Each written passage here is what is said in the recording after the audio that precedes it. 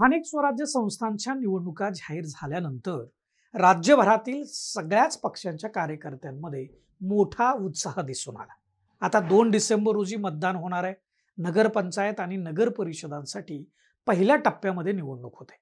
या निवडणुकीतून थेट जनतेमधून नगराध्यक्ष निवडला जाणार असल्यानं नगराध्यक्ष पदासाठी कोणाला तिकीट मिळतंय किंवा कोणाला उमेदवारी मिळते याकडे संपूर्ण महाराष्ट्राचं लक्ष लागलेलं होतं। कारण त्या छोट्या शहरांचे नगराध्यक्ष कोण होणार हे त्यावरून समजणार होतं। आता अर्ज भरण्यासाठी एव्ही फॉर्म दिल्यानंतर नगराध्यक्ष पदासाठीची नावं समोर आली आणि तुम्ही जर यावर एक नजर टाकली ना तर या निवडणुका जाहीर झाल्यानंतर कार्यकर्त्यांचा जो उत्साह शिगेला पोहोचला होता तो कुठेतरी कमी झाल्याचं पाहायला मिळतं। सामान्य कार्यकर्ता नगराध्यक्ष होण्यापासून वंचित राहिल्याचं चित्र संपूर्ण महाराष्ट्रामध्ये दिसतंय। बहुतांश ठिकाणी आमदार, खासदार, मंत्री आणि नेत्यांच्या नातलगांच्या गळ्यामध्येच नगराध्यक्ष पदाचा हार हा पडलेला दिसतो, तर सामान्य कार्यकर्त्याच्या गळ्यात मात्र धोंडा पडलेला दिसतोय। याच संबंधी आपण या व्हिडिओमधून सविस्तराने जाणून घेणार आहे। नमस्कार, मी दीपक दराडे आणि तुम्ही पाहताय फॉर द पीपल न्यूज। मंडळी, हा व्हिडिओ शेवटपर्यंत बघा आणि तुम्हाला याविषयी काय वाटतं ते व्हिडिओच्या खालील कमेंट बॉक्समध्ये लिहा। चॅनलच्या अपडेट तुम्हाला नियमितपणे मिळण्यासाठी चॅनलला सबस्क्राइब करा, लाईक आणि फॉलो करा। मंडळी, महाराष्ट्रामध्ये स्थानिक स्वराज्य संस्थांच्या निवडणुकीचा रणसंग्राम सध्या सुरू आहे। खरं म्हणजे लोकसभा किंवा विधानसभेला जेवढा उत्साह कार्यकर्त्यांमध्ये असतो ना त्याच्यापेक्षा कैक पटीनं जास्त उत्साह हा या स्थानिक स्वराज्य संस्थांच्या निवडणुकीला आपल्याला दिसतो आणि खरंच असतो तो। याचं साधा आणि सरळ कारण आहे आणि ते म्हणजे नगरपंचायत असेल, नगर परिषद, नगरपालिका, महानगरपालिका, जिल्हा परिषद, पंचायत समिती यामध्ये खऱ्या अर्थानं कार्यकर्त्याला निवडणूक लढवायची संधी मिळते। त्याला सभापती, नगराध्यक्ष, महापौर, जिल्हा परिषद अध्यक्ष आणि विविध समित्यांवर काम करण्याची संधी मिळते।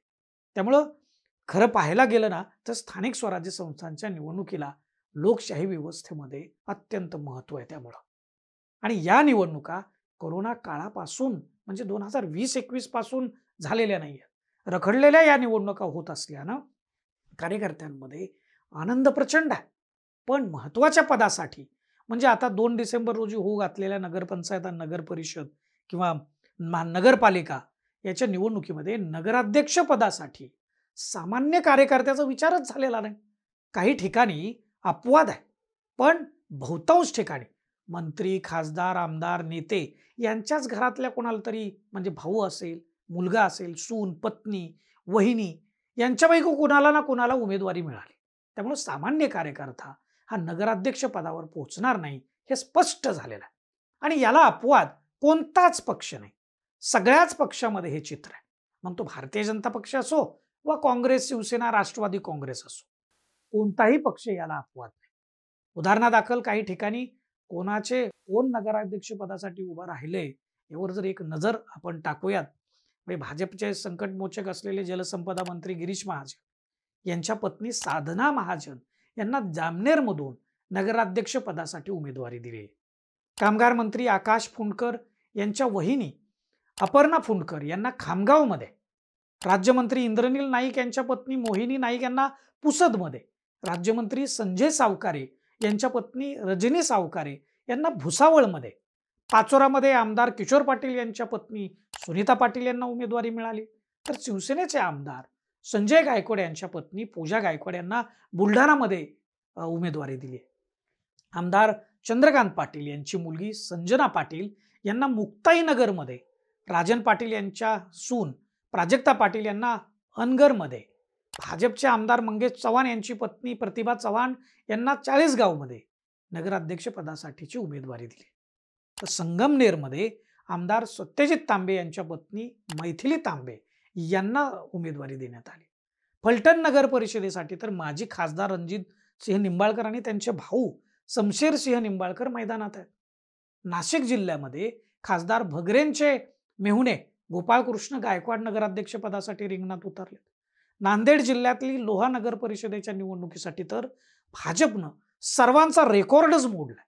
नगराध्यक्ष पदासाठी गजानन सूर्यवंशी या त्यांच्या पदाधिकाऱ्याला उमेदवारी देताना नगरसेवक पदासाठी त्यांची पत्नी, भाऊ, भाऊजय, मेहुणा, भाच्याची पत्नी यांना उमेदवारी दिली, अशी यादी काढली तर ती खूप मोठी आहे.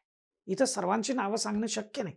महाराष्ट्रात म्हणजे कोणता पण भाग घ्या, मग पश्चिम महाराष्ट्र, विदर्भ, मराठवाडा किंवा उत्तर महाराष्ट्र, कोकण, सगळीकडं नगराध्यक्ष पदासाठी नेत्यांनी त्यांच्याच घरातील व्यक्तीला उमेदवारी दिली. आता सगळ्यात कळीचा प्रश्न आहे, तुमच्या मनामध्ये आलाच असणार आहे. खरंच सामान्य कार्यकर्त्याला का बरं या महत्वाच्या पदापासून दूर ठेवलं असेल? मग त्याचं उत्तरही तुम्हाला माहिती असेल कदाचित. मग या कार्यकर्त्यांनी फक्त काय सतरंजाच उचलायच्या का? महत्वाची पदं त्यांना कधी मिळणार? असे एक ना अनेक प्रश्न तुम्हाला पडले असतील. तर त्याचं उत्तर एकच आहे मंडळी, आणि ते म्हणजे सामान्य कार्यकर्त्याला नगराध्यक्ष करून कोणताही नेता त्याच्यासाठीचा प्रतिस्पर्धी निर्माण करू इच्छित नाही. उद्या जर हा सामान्य कार्यकर्ता नगराध्यक्ष झाला तर पुढच्या खेपेला तो आमदारकीला, खासदारकीला आपल्याच विरोधामध्ये तगडा उमेदवार म्हणून येऊ शकतो आणि आपलेच राजकारण संपवू शकतो.